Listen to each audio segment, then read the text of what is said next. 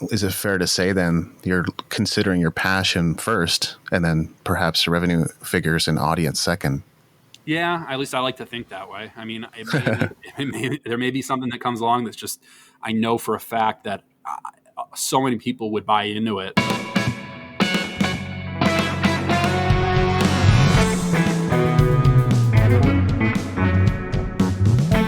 You're listening to the New Music Industry with David Andrew Wiebe.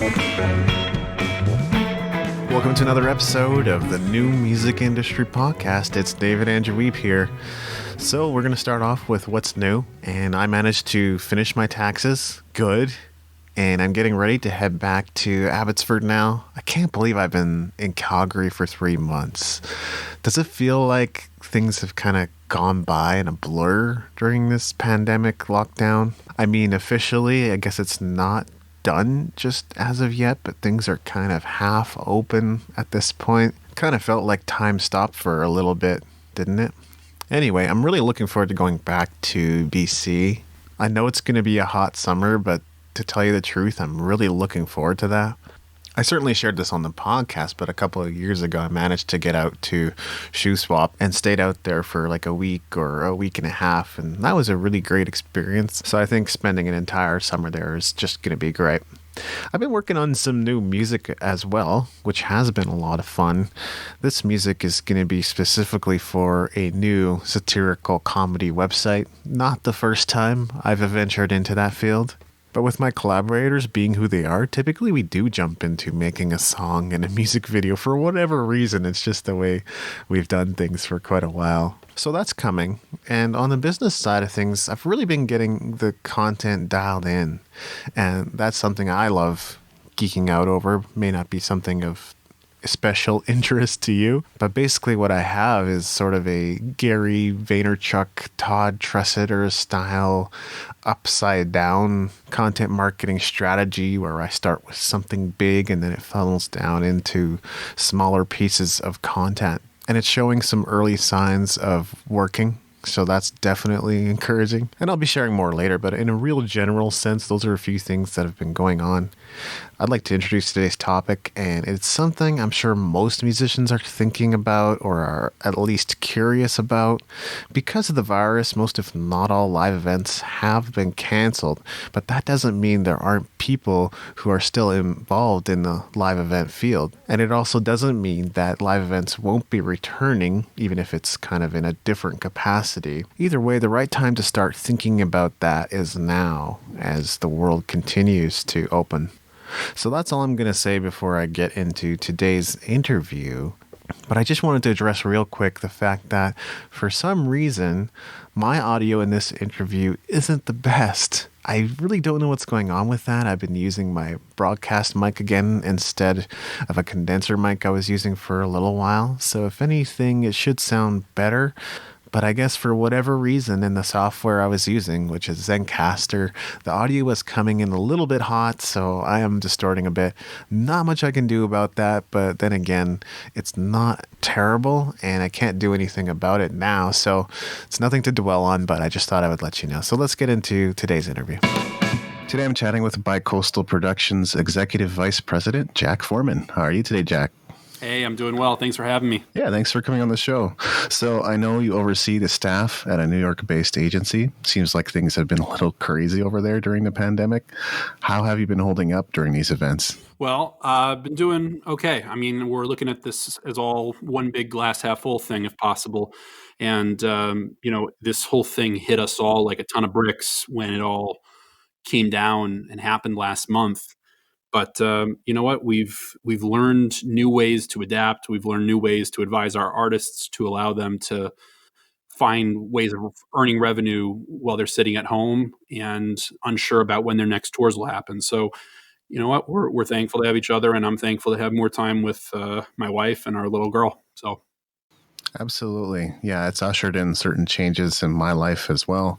I dropped a fairly substantial contract because I didn't find it was worth the time or effort or my mind space that it was taking up in my life.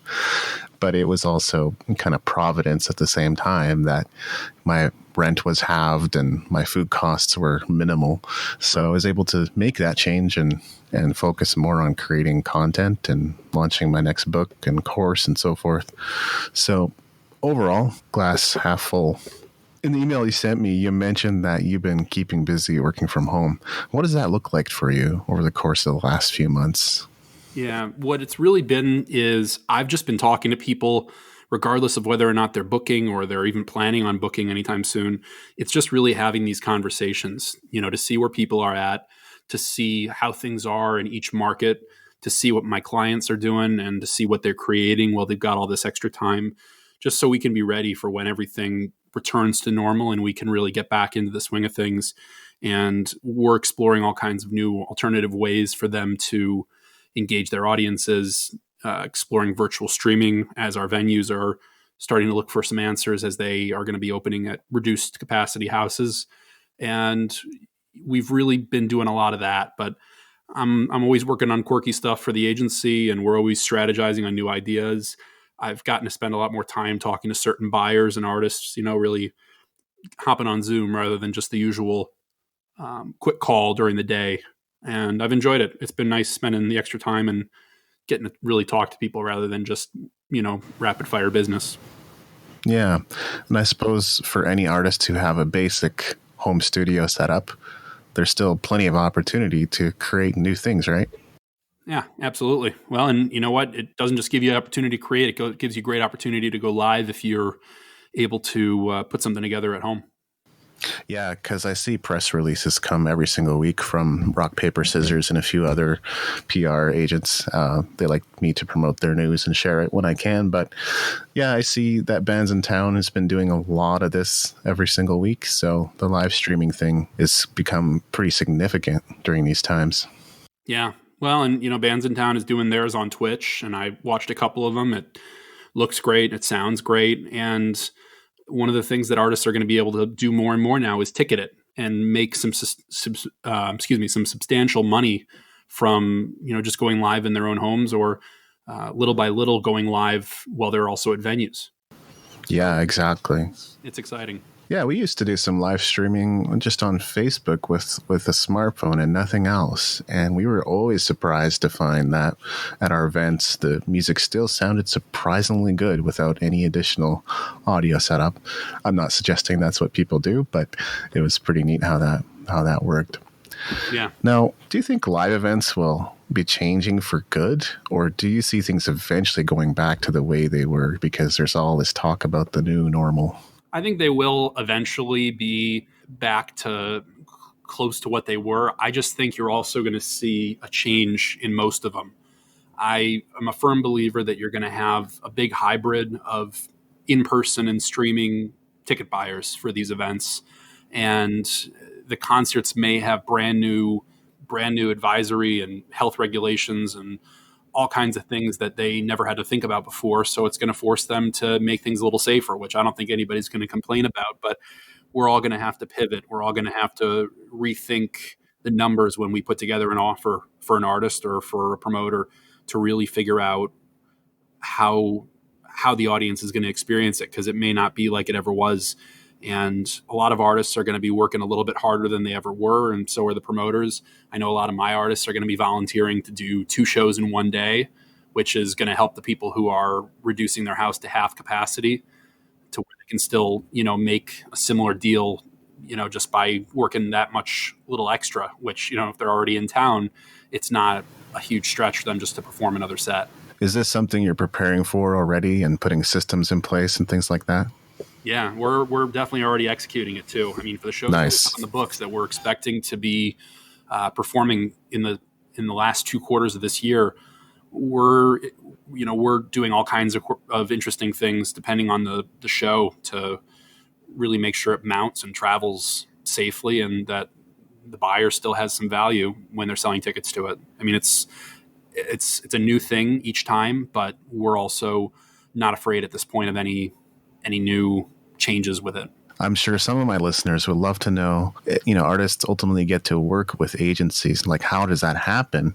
And are there certain criteria they need to meet before you consider working with them? I personally, I love it's important for me to have an act that I love and that I can really get behind passionately, because if I don't, then it's going to show through very evidently whenever I'm talking to a buyer or just about anybody. But if an artist can really have a package for me from the get-go that really makes me visualize what selling them is going to be like, it really is more and more attractive to every type of agent. If an artist comes to you and they have wonderful promotional assets, they've got data that they've collected from wherever they've put their music out or done shows, that really helps me. I can, you can only be that good of a salesperson until people say, okay, but how many tickets am I realistically going to sell? And if I'm able to pull out of my back pocket, well, the last time they were in the market, their average ticket price was this, and they sold X amount of tickets at this venue.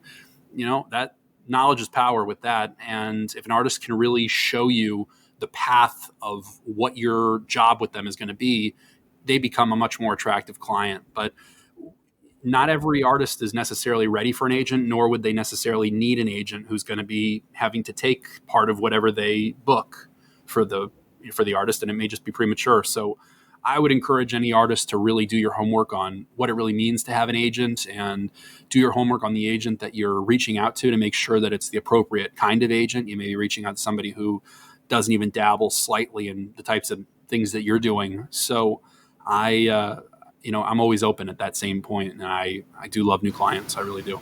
So is it fair to say then you're considering your passion first and then perhaps revenue figures and audience second? Yeah, at least I like to think that way. I mean, there may be something that comes along that's just, I know for a fact that so many people would buy into it.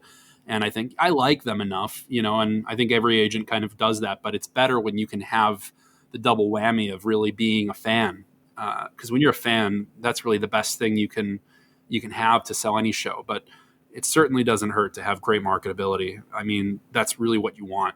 From what you're saying, it sounds to me like you're a little more left brain than right brain, which, I mean, those are both valuable qualities. There's not suggesting there's anything wrong with them. I'm just saying that to say you must be creative and had some prior interest in music to come into this field. Yeah, I mean, I've always wanted to do this. I really have. Ever since high school, I've been working with bands. And then in college, I took every internship I could. I worked for a couple of record labels. And then I really worked hard to get an internship at the Windish agency in Chicago, where I was doing my degree. And from there, it really spun off. And the path of the agent, I guess, as the final goal really has been consistent, which I've been happy about. But it hasn't had it's definitely had its challenges and its moments where I'm regretting it. Not now as much, but in the beginning, it certainly was a bit of a grind and harder than anything I could have imagined. But I like the way that we've put together our agency. I think that we all complement each other in different ways. You talk about the way I think. You're absolutely right. I mean, I have a certain style to the way I work, whereas the partners who own the company are completely different. And we found that having that balance has really allowed our organization to just really function in a lot clearer way, because we really keep each other in check. And that's kind of the best part of working with them, is that, they defer to me and I defer to them every day, just to make sure that we're making level-headed decisions. And our artists look for that too. I love that. So, I mean, you've kind of brought up a theme that's recurring on the show, that the music industry is a tough one. So what exactly? Yeah, you've heard that. So what were you dealing with? What sort of challenges were you experiencing as an agent early on? Why was it a grind?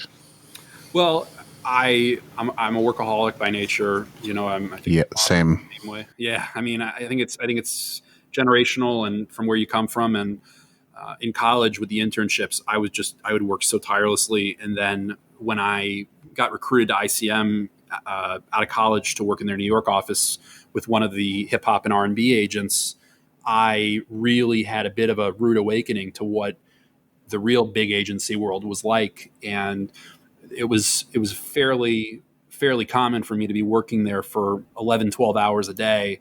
And, I didn't complain about it. That's part of becoming an agent and really rising up through the ranks, is really seeing the dirt of it all. But the traditional world of agents, at least, I can't speak for managers or publicists as much, but there's a lot of hazing that goes on with it, and it's not intentional. It's not malicious. It's just part of the industry ever since, I believe, the earliest days of, the legendary older agents like, William Morris or Lou Wasserman you read about, in your textbooks. And I think that was definitely tough on me. I wasn't ready for it, but it definitely also made me appreciate the position even more. And it taught me so much. And the biggest piece of it that's been hard for me is having to deal with these difficult situations where you have an artist on tour and you got to figure something out immediately. You don't have time to spare because the artist is on a tour bus across the country and they're waiting for an answer now rather than, giving you a couple days to think about it. And COVID-19 certainly made us all operate that way and put us to a huge test. And, we were able to work through it, but I definitely had to have some of the toughest conversations of my career, I'd say, in these past 3 months. And it's been that way for everybody.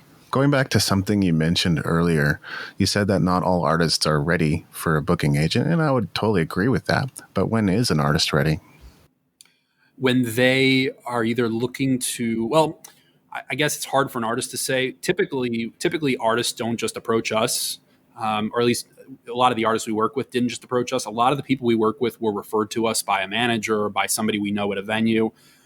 And when you're at the point where you see the steam picking up in your fan base and your ticket sales, and you're launching a national campaign with whatever it is that you're doing, whether it's a album release or something similar to that, and you want to have the infrastructure there to really get it out, that would be a good time. Come to an agency with a plan and say, I've got this in the pipeline. This is what I've done so far on my own or with my own team that exists right now. And an agent still may say no, but you kind of got to ask everybody. You can't just approach one or two agents. I would recommend finding all the agents that you think are appropriate to you and give it a shot. The only thing stopping you is you at that point, because people do want to find new clients and they are looking for things, but you may want to search for a manager before you search for an agent, because most of the people I deal with are managers. Some of them are artists and some of them are just the managers for the artists who are really helping drive the ship, and we're just playing our part. There's this whole thing about hope is not a strategy, but what you just said is almost the opposite of that, when artists are out and they're building their audience and playing different venues and so forth, that's where the referrals came from. So eventually they did get noticed if they had a substantial following, it sounds like. Yeah. I mean, people get noticed by all kinds of different people, and most of our clients are from people that we've just known for years, or, we may hear from a venue where they say, we have an artist that just came in last night and they're on the outs with their agent, or they're looking for somebody new and I thought of you.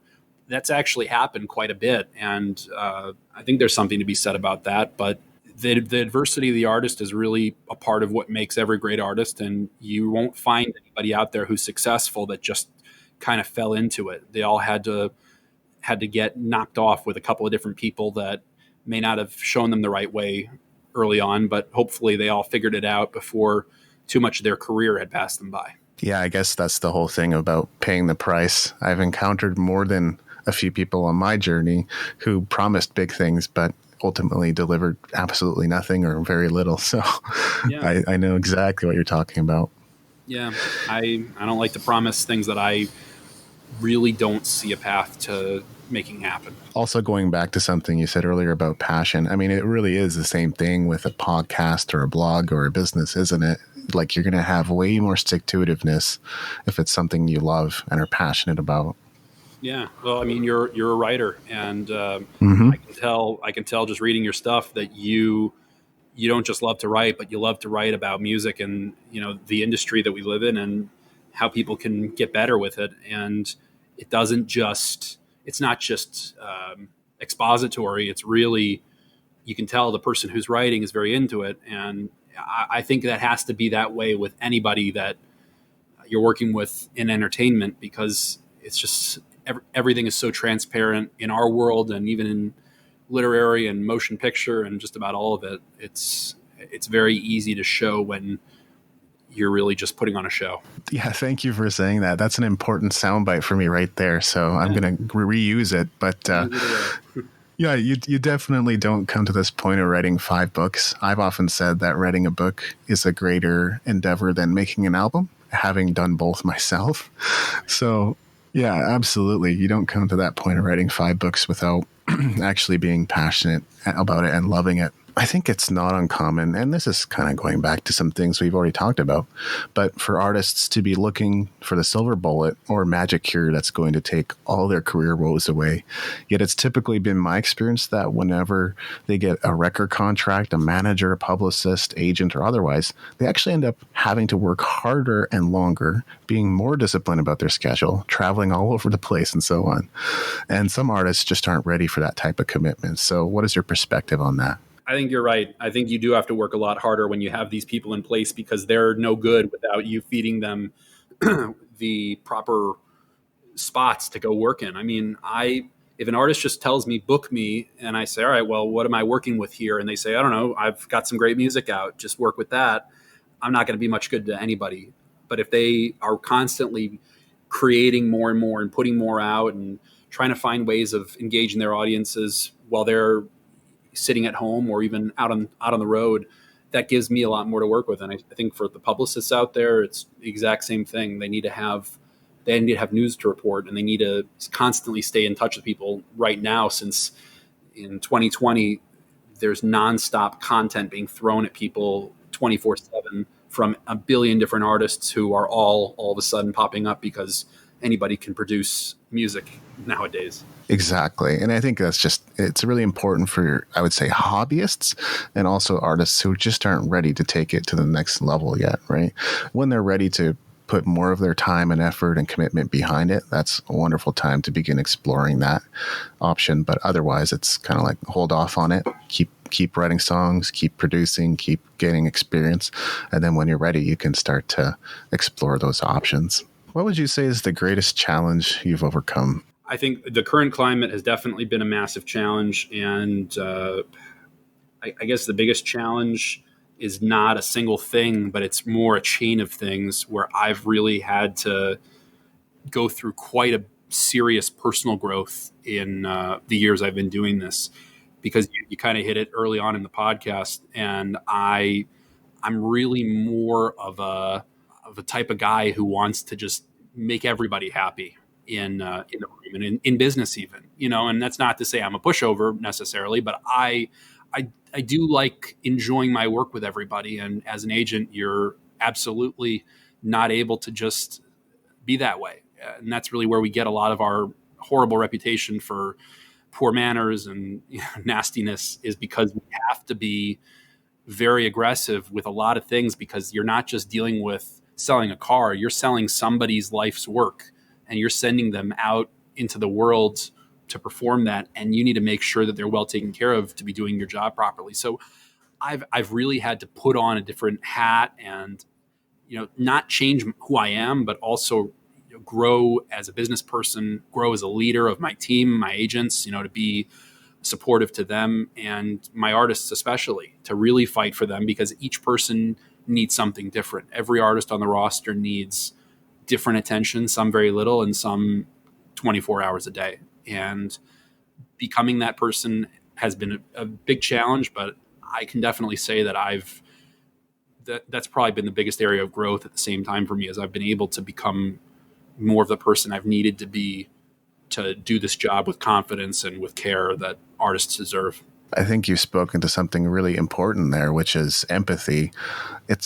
I don't know if I want to say it's rare. It's just not as common in these times.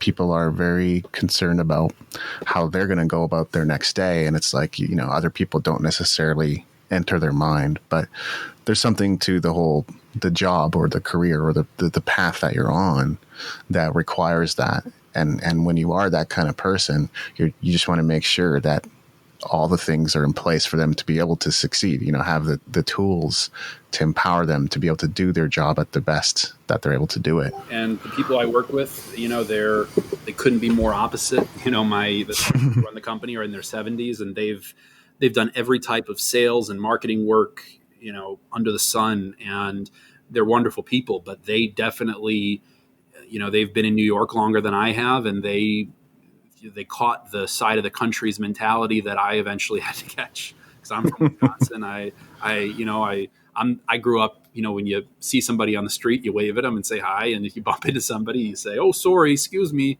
And not that I don't do that. It's just, there's a whole different mentality living out here, or, living in LA. And my wife has definitely helped teach me that too, because she's a Jersey girl. So. And that sales and marketing piece is so important. And I say that because I've tried so many things that don't work. But it's that experience of having done that and put your money behind it and effort behind it and hours behind it, knowing that, okay, here's 100 things that don't work. Here's the 2 that do work, and being able to focus on the few that make a difference. The flip side of that is, what's the greatest victory you've experienced? Same kind of answer. I mean, it's hard to put it into one single, but the growth of our agency has been a huge one for me. I feel very invested, and I felt very invested in our company from the get-go.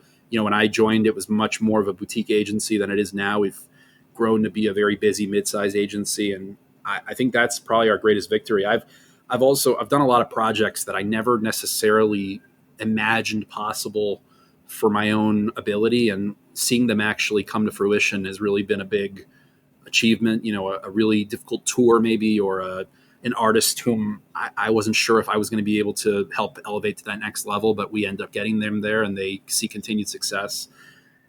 So it's kind of a combination of all those. And then 1 or 2 historic events in my career that I've really taken a lot of pride in have continued to give me confidence to this day. Are there any books that have helped you on your journey? Well, I'm not a big reader right now, mainly because I'm so inundated with stuff. And I read all day. I read contracts, I read emails, and I read people's gripes. But the usual ones that you hear about, all the executives talk about, like Alchemist and Fountainhead and all those. But in college, I actually really loved learning about, I loved the Brabeck's book, Music, Money, and Success.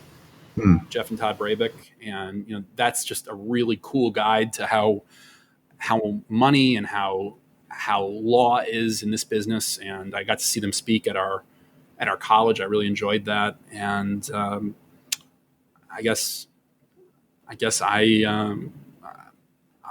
always looking for new recommendations, and I definitely, if you have any for me, especially your own books, I'm game. That's awesome.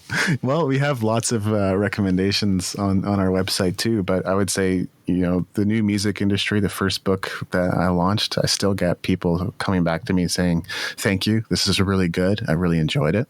So if you make your way through it, it's a great book. I am currently in the process of updating that one, and I think the new music industry 2.0 is going to be even more powerful, but I'm still very proud of that work.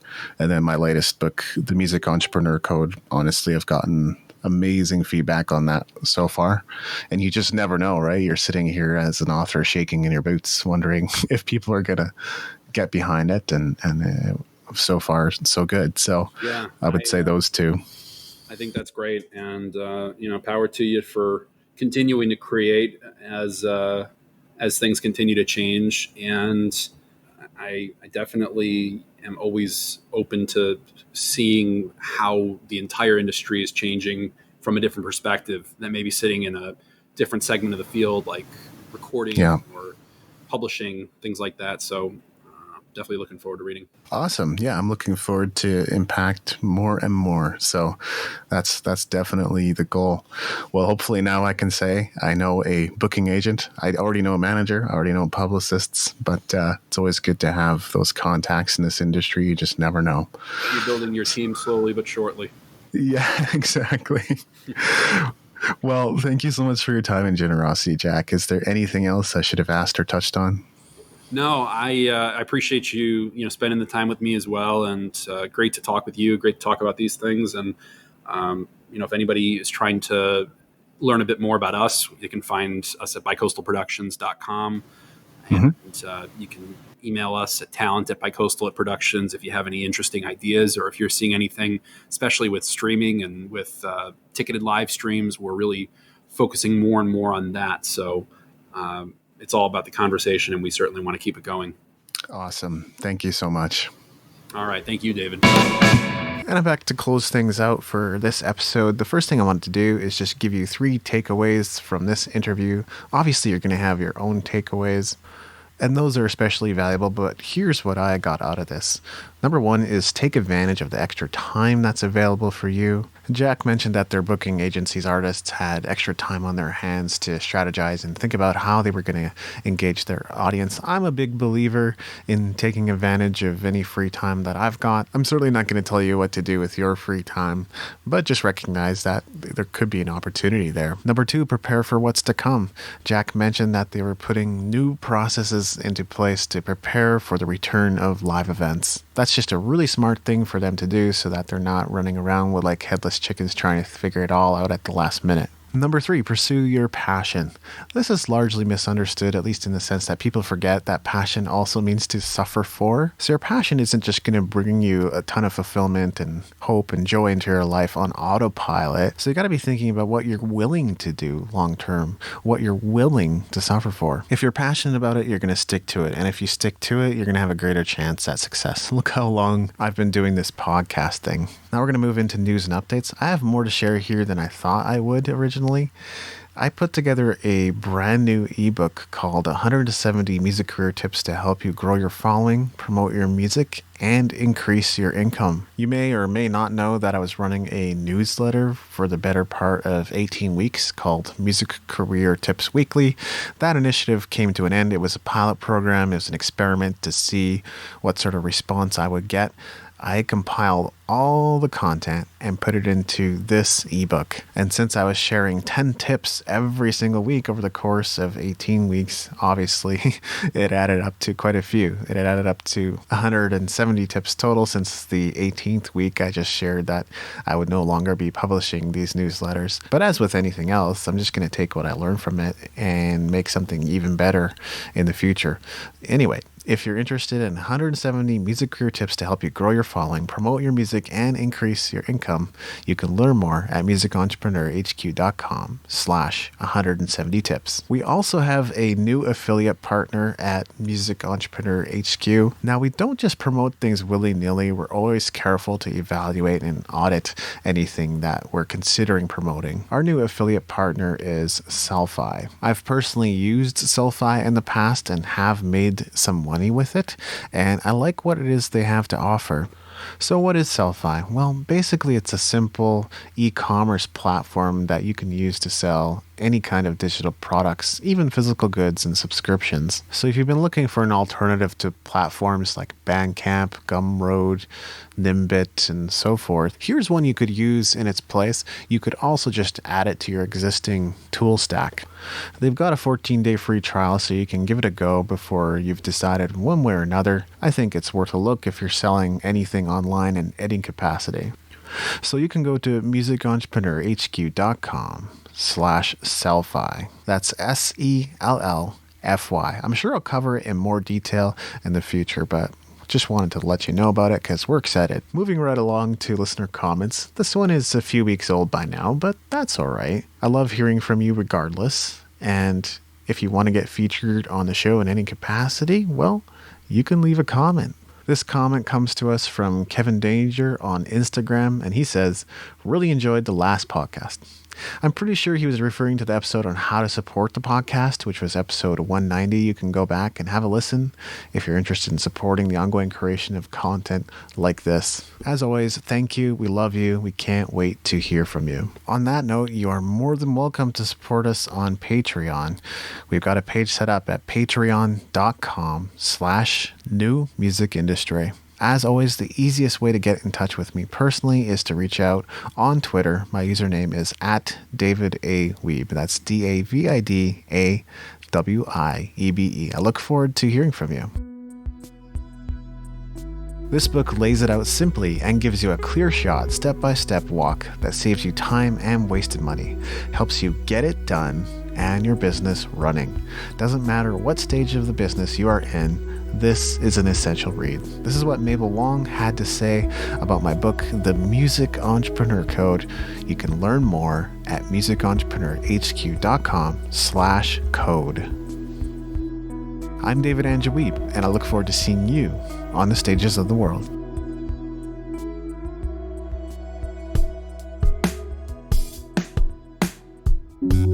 Thank you for listening. Music in this episode was brought to you by Brian Young. Wherever you're listening to this right now, please consider leaving a 5-star review and comment to help us get the word out about the podcast.